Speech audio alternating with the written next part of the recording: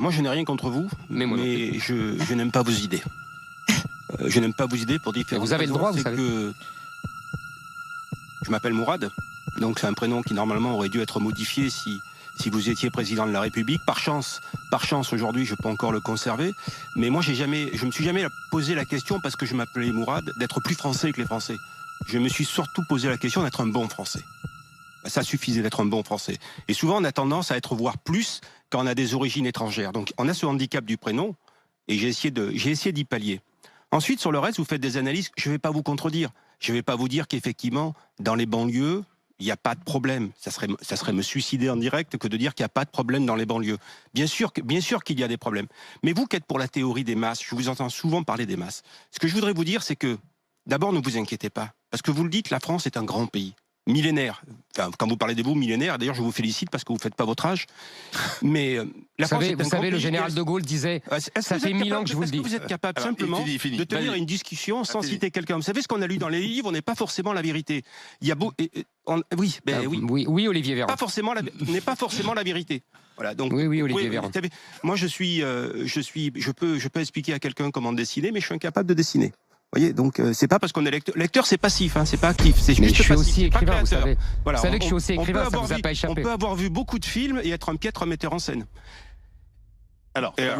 Et donc, je sais plus. Oui, bien sûr qu'il y a des problèmes, mais vous parlez de la France comme d'un grand pays, et vous avez raison. Grande culture, grand pays. Moi, je suis pas spécialement fier d'être français. Je suis heureux parce que j'appartiens à une grande nation. Voilà. Et ça, j'en suis conscient, et par rapport à ça, j'ai un devoir. Mais comme on est une grande nation, personne ne va nous envahir. Personne. Ne vous inquiétez pas, M. Zemmour, on n'a pas besoin de vous. Je peux vous le garantir que ceux que vous appelez musulmans, de façon à tort des fois, parce qu'on peut être d'origine étrangère. Mais musulman, c'est une religion. Vous m'avez parlé tout à l'heure de révisionnisme, moi je vous le dis, musulman, c'est une religion. Vous dites qu'il y a 6 millions de musulmans en France, c'est faux. J'ai rien dit, moi, j'ai pas de il y a sûrement 6 millions de personnes d'origine étrangère, mais qui ne sont pas forcément musulmans. Parce que l'athéisme, ça existe aussi chez les musulmans. J'en ai la preuve. J'en suis une preuve vivante. Ce qui veut dire qu'aujourd'hui, la majorité, vous parlez des masses, la grande majorité des masses est consciente de ce problème.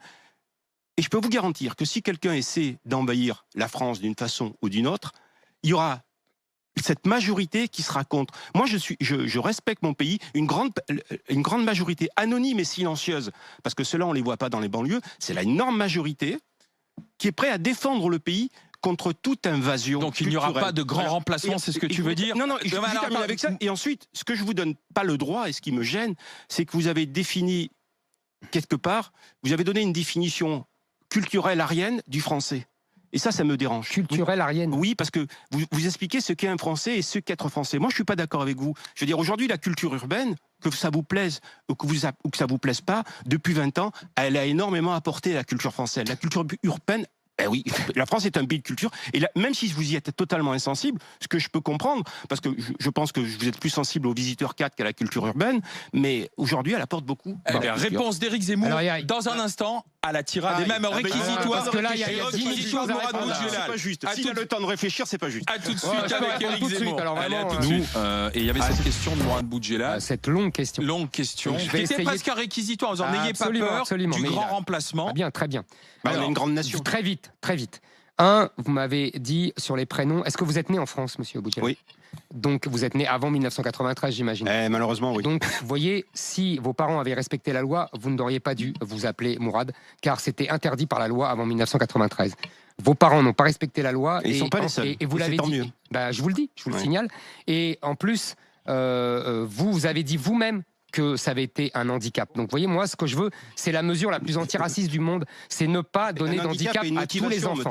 Attendez, je réponds parce que vous avez fait un long développement. Deuxièmement, vous dites, ne vous inquiétez pas, il n'y a pas de grand remplacement. Moi, j'estime qu'il y en a un. Pourquoi? Pour une raison simple. C'est que, vous savez, moi, je ne suis pas, contrairement à ce que vous avez dit, une notion arienne de la France. Culturelle. Vous avez dit culturelle arienne. Oui. Ça serait ridicule. Je viens de la même région que vous.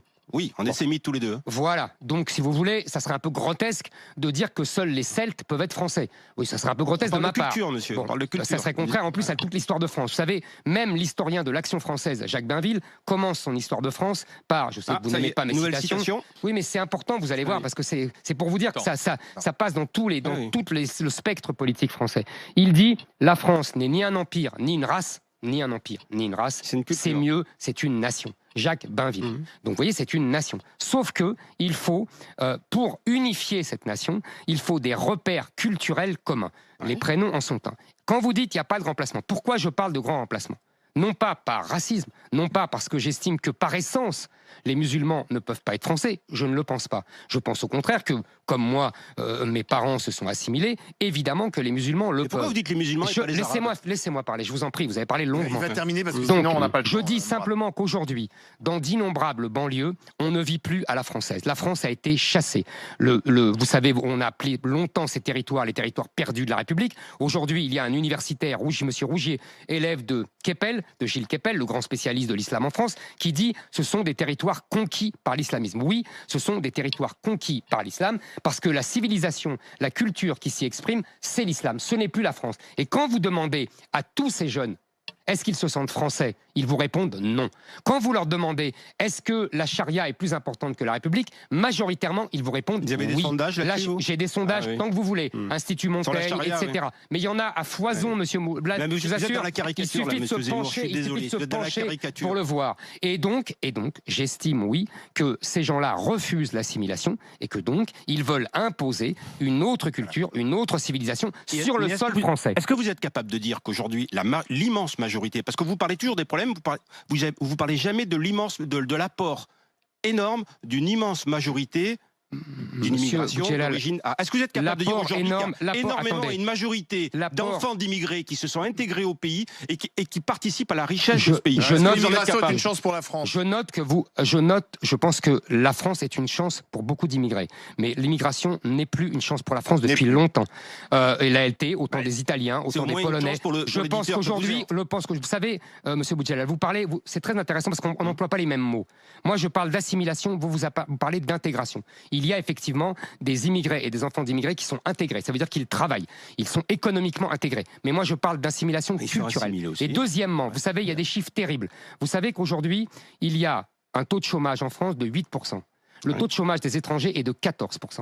Il y a un taux d'inactivité, ça c'est les chômeurs et les inactifs, de 13%. Vous savez à combien monte ce chiffre pour les étrangers extra-communautaires? 40%. Oui, 40%. Donc ne venez pas me dire que c'est une richesse pour la France. C'est un coût énorme.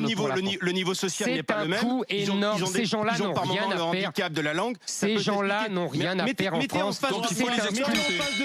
Laissez-moi parler, M. Boudjelal. C'est un coût énorme pour la France. Ça nous coûte énormément.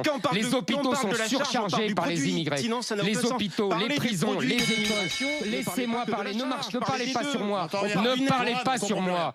Ne parlez pas sur moi, c'est moi qui parle. Donc, les hôpitaux sont surchargés par l'immigration. Les prisons sont surchargées par l'immigration. Les écoles sont surchargées par l'immigration. Tout cela a un coût colossal. Donc, effectivement, il faut expulser ces gens-là. Il faut expulser tous les délinquants, 25% des places de prison. Il faut déchoir de nationalité les doubles nationaux qui sont délinquants. Il faut ne plus reconduire automatiquement les titres de séjour. Les gens qui sont chômeurs et inactifs, une fois leur titre de séjour de 1 an, de 2 ans, de 10 ans épuisés, doivent rentrer chez eux. Mesure claire. Absolument. Et il faut arrêter de donner des droits. Il faut arrêter de donner des droits aux immigrés, de faire venir leurs familles, leurs femmes, leurs enfants. Ça, c'est terminé.